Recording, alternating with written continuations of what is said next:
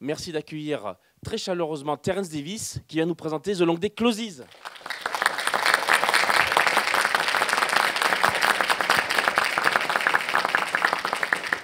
Thank you. Bonsoir Terence. The Long Day Closes est un de vos films les plus personnels qui convoquent des souvenirs très personnels de votre enfance. Quelle place a ce film aujourd'hui dans votre cœur? Well, yes, I think it was. I mean, it was my 4 years of happiness.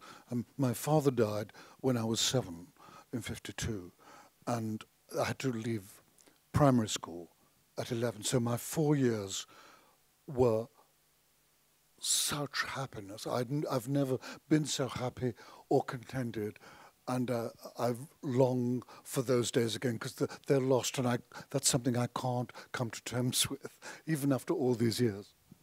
Oui, c'est un film qui se passe, qui raconte les 4 années les plus heureuses de ma vie, en fait, puisque mon père est mort quand j'avais 7 ans, et ce film raconte mes 7 à mes 11 ans. J'ai quitté l'école à 11 ans après. Et donc voilà, c'est vraiment les 4 années les plus heureuses de ma vie. Et donc, je ne suis toujours pas revenu sur cette période-là. J'ai toujours pas connu plus heureux que cette période-là, en fait. Que l'époque qui est racontée dans le film. Et donc c'est à cette époque-là que vous découvrez le cinéma comme on va le voir dans le film. Yes, that's true. There were 8 cinemas within walking distance of my house. 8. And another 8 in town. I mean, it was so rich. We had so many things to choose from. But the big revelation was when my sister took me to see Singing in the Rain when I was 7. Who could not fall in love with cinema after seeing that? Oui, donc il y avait 8 cinémas à proximité de là où j'habitais. Je pouvais y aller à pied. Et il y en avait encore 8 autres dans la ville où j'habitais. Et à cette époque-là, donc dans les années 50, il y avait des choses incroyables au cinéma. Je me souviens que ma sœur m'avait amené voir quand j'avais 7 ans Chantons sous la pluie. Et ce film merveilleux, comment on peut ne pas tomber amoureux de ce film quand on le voit quand on est enfant. And those were the years in the mid-50s where some of the greatest musicals were filmed. And I remember, and it's not a great musical, but it's a musical nonetheless. I went to see White Christmas. And at the end of White Christmas, the stage opens and it's snowing. And we came out of the cinema and it was snowing. And I thought, how did they do that? Et dans le milieu des années 50, en fait, c'était l'époque où il y avait les plus belles comédies musicales au cinéma. Et je me souviens d'un film qui est une comédie musicale, mais qui n'est pas forcément un très bon film que j'avais vu à cette époque-là, qui s'appelle White Christmas, le Noël blanc. Et à la dernière scène du film, en fait, la scène filmique s'ouvre et il se met à neiger à l'intérieur du film. Et nous, quand on sort du cinéma à ce moment-là, il neige dehors. Et je me souviens m'être posé la question, mais comment ils ont réussi à faire une chose pareille? And when I was 10, I went to see a film called The Battle of the River Plate, which is not very good. But the short that was on with it in 1956 was The Red Balloon by Claude Lameurice, which must be the greatest of all short films. And when the other boys burst the balloon at the end, it's like a murder. And then all the balloons of Paris come to rescue him. Et je me souviens d'un autre film que j'avais vu dans ces années-là qui s'appelle La bataille de Rio Plata, un film de Paul Pressburger, qui n'est pas un très bon film, mais je me souviens surtout du court-métrage qui passait avant le film dans le cinéma, et c'était Le Ballon Rouge, un film que je trouve absolument merveilleux, et notamment parce que la scène où les enfants éclatent le ballon, c'est filmé comme un meurtre, et à ce moment-là, tous les autres ballons de la ville de Paris apparaissent comme pour aller à la rescousse de ce ballon assassiné. Alors parlons de la musique dans ce film qui est très importante. Ce film est tout à fait révélateur de votre style aussi. C'est un style plutôt impressionniste qui convoque des souvenirs et la musique est omniprésente. Alors est-ce que vous avez construit votre scénario d'après des musiques déjà existantes ou bien vous avez intégré ensuite les musiques dans le scénario? Well, I incorporate them. Music comes with writing because I write all my own scripts, and I write them with every shot in, so that I know every shot in the script before we start filming. But you have to find out what the music is because you've got to clear it. You've got to pay money for copyright. So you've got to make sure that you can clear it. I mean, sometimes it's been lucky. I mean, after I'd written Distant Voices Still Lives, there was something wrong with the beginning. I didn't know what it was. And I was listening to Radio 3 in England, which is the classical music station, and the concert had finished early. And they played a fill-up, and it was Jesse Norman singing, "There's a Man Going Around Taking Names." And I thought, I found it. You keep your antennae are alive when you're writing it. That's what's so wonderful about it. It's very disappointing when someone says, no, you can't have it, you can't clear it, it's too expensive.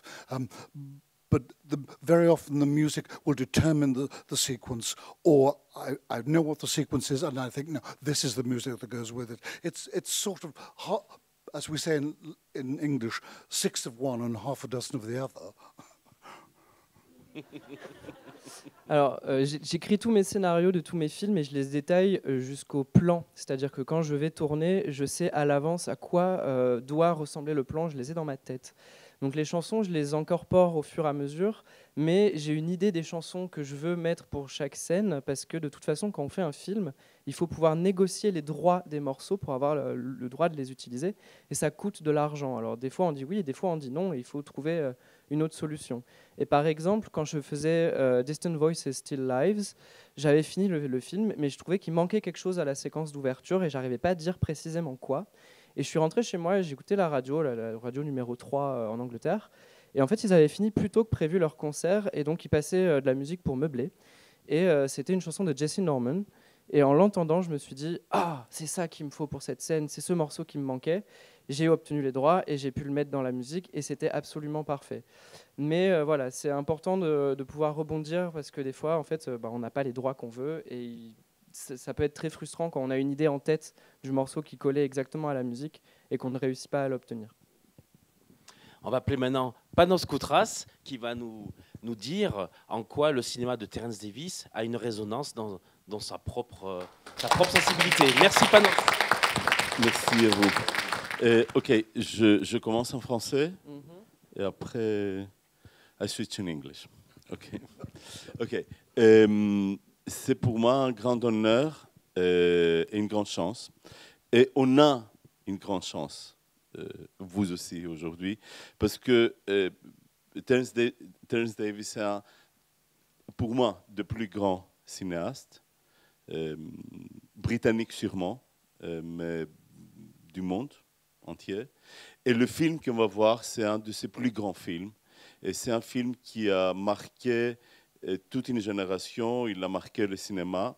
Alors voilà, alors ça, je veux déjà le dire que je suis très, très honoré et très ému de présenter ce film avec Terence Davis. Je ne vais pas dire trop parce qu'il faut voir le film, vraiment. I'm going to be short because I think it's better to see the film than me talking. What I wanted to say, and I wanted to ask you, but it's in this film you create it's a fragment of memory, and you just put all these memories together, and that evoke a time and a history in a way, because we are. With this film, we can see a history of England in a way, and after-war England, because the war is very present in the film, and in many of your films, the war is very present, like in Benediction. I mean, in your last film. What did the war really mean to you? It didn't mean... Sorry. Dans ce film, vous travaillez beaucoup sur des fragments de souvenirs, sur la mémoire, sur des petits morceaux de temps comme ça, et qui convoquent petit à petit le passé, l'histoire de l'Angleterre et principalement la guerre qui est très présente dans votre cinéma, dans ce film ou même dans votre dernier Bénédiction. Et donc, qu'est-ce que la guerre vraiment oui, voilà, quel est le rôle vraiment de la guerre lui, pour vous dans vos films?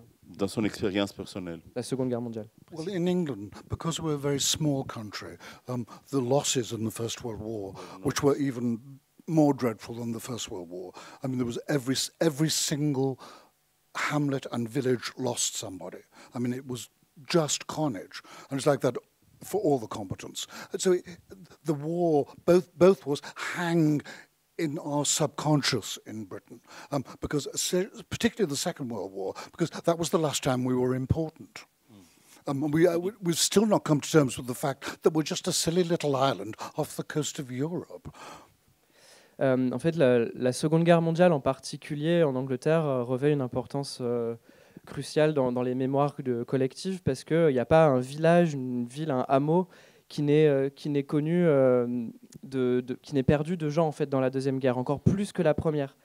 Even though the First World War still hangs very, very heavily in the British psyche because the losses were so awful. Yeah, but the Second World War... The Second World War doesn't occupy the same place. The Second World War in England is revered because that was the last time we were important. Yeah. And we're not anymore. That's a different story. Yeah, yes. Donc il expliquait que les deux guerres avaient été particulièrement meurtrières et que ça avait vraiment, ça laissait une trace importante dans les mémoires des gens.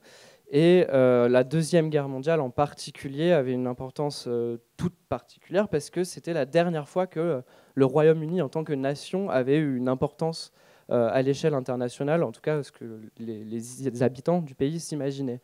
Et il expliquait que même encore aujourd'hui, les Anglais avaient du mal à se sortir de l'idée qu'ils étaient juste qu'une espèce de petite nation insulaire sur le côté, sur les marges de l'Europe. And the other thing I want to mention, since we are in an LGBTQ film festival, is that your films. I mean, I studied in London. I was a student in London, and I was a gay student, a film student in London. And at the time, there were very few directors who were openly gay, or if not openly, at least in their work, they talked about the desire, the homosexual desire, in various ways. In your film, in this film, is quite obvious. I mean, you know, the second shot of the film is a boy looking out of the window, and somebody lays bricks and winks at him. Okay, and that's really very, very powerful. It states the thing. For us as gay film students, that was something, because it was a time, especially in England, that we didn't talk too much about it, and there was a lot of silence about it. So it was really so important that somebody talked about it. And in this film, I mean, it's all, in a very subtle way, it's all the awakening of the desire, but in a very subtle way, the homosexual desire in this boy. Was it for you at the time something that a daring thing to do, or it was a normal thing to do, and how was conceived in the industry, and how did you live that? How did you live? How did you experience that as a director at the time? Sorry. Yeah. Donc, tu peux faire court. Ouais, je vais essayer de résumer quand même. Oui. Donc on est dans un festival de cinéma LGBT et moi je suis un réalisateur gay et j'étais un étudiant en cinéma gay en Angleterre, à Londres, dans les années 80. Et il y avait très peu de cinéastes à l'époque au Royaume-Uni qui étaient ouvertement gays ou dont les films abordaient de manière explicite ce sujet-là. Et par exemple, ce film-là aborde le désir homosexuel, le regard homosexuel de manière assez subtile. Dès la deuxième séquence, on voit le jeune garçon qui regarde un ouvrier torse nu par la fenêtre et que l'ouvrier lui fait un clin d'œil. Et pour nous, à l'époque, quand on a découvert ce film, ça a été un choc, ce genre de scène, de se sentir représenté. Mais est-ce que pour vous, en tant que cinéaste gay, quand vous avez écrit, quand vous avez tourné ça, c'était quelque chose de particulièrement important de travailler sur l'éveil du désir homosexuel à l'écran? Well, it literally happened. It was in a summer, on the summer holidays, when I was 11, and I didn't go to the pictures. Normally, you always went to the pictures then. And I just happened to be looking out of the window, and there's this bricklayer there. And as soon as I looked at him, I thought, I shouldn't be feeling this. It's wrong. And that's when my 4 years of happiness went in an instant.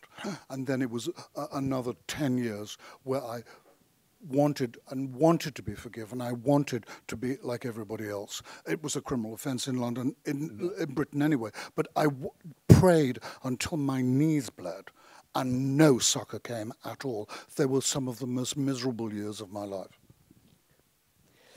Cette scène, en fait, elle est autobiographique. Elle a vraiment eu lieu. J'avais 11 ans, c'était l'été. Il y avait pas grand monde dans ma ville à ce moment-là, j'allais pas au cinéma ce jour-là, et j'étais vraiment à la fenêtre et j'ai vu cet ouvrier, et il s'est vraiment passé cette scène. Et en fait, au moment où il s'est passé ça, je me suis dit, je devrais pas faire ça, c'est pas bien.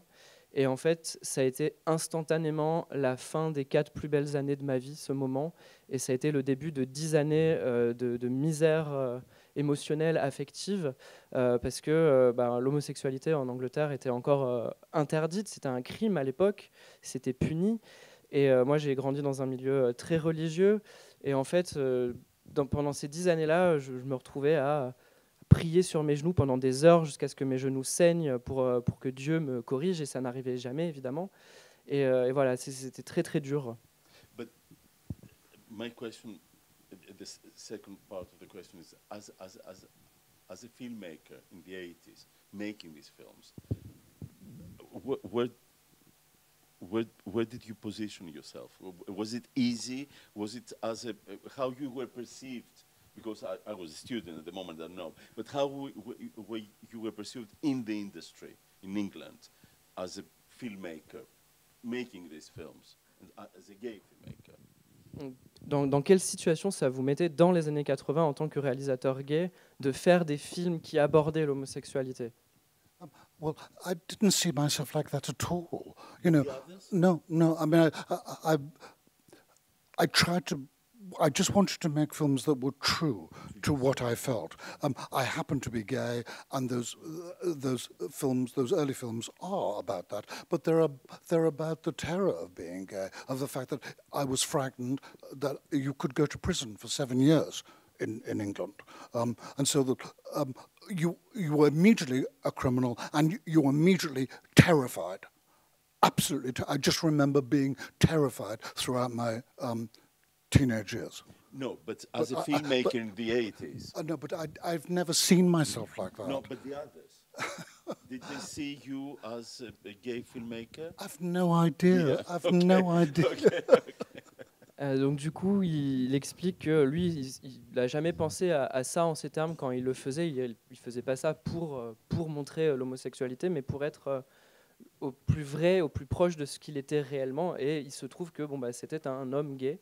Donc oui, ces films parlent de ça parce qu'ils parlent de lui, mais il n'y pensait pas outre mesure en le faisant. Il explique aussi que dans les années 50, c'était interdit, c'était puni de 7 ans de prison, et que c'était ces films qui racontent sa jeunesse sont des films plus sur la terreur que suscitait chez les homosexuels l'idée de découvrir qu'ils étaient homosexuels et qu'ils pouvaient risquer de passer 7 ans en prison.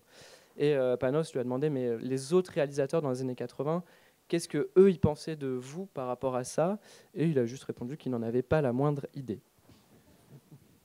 And one last thing, that in this film that we're going to, and then we finish. In this film that we're going to see, there are 35 songs. Il y a 35 chansons. Okay. So in a way, c'est une comédie musicale. It's a musical. Façon But by Terence Bresson. Davis. But by Bresson. Façon Terence Davis. And there is one thing I want to say, and I want to close. Thank you, Mr. Terence Davis, for what you've done. Thank you very much indeed. Thank you.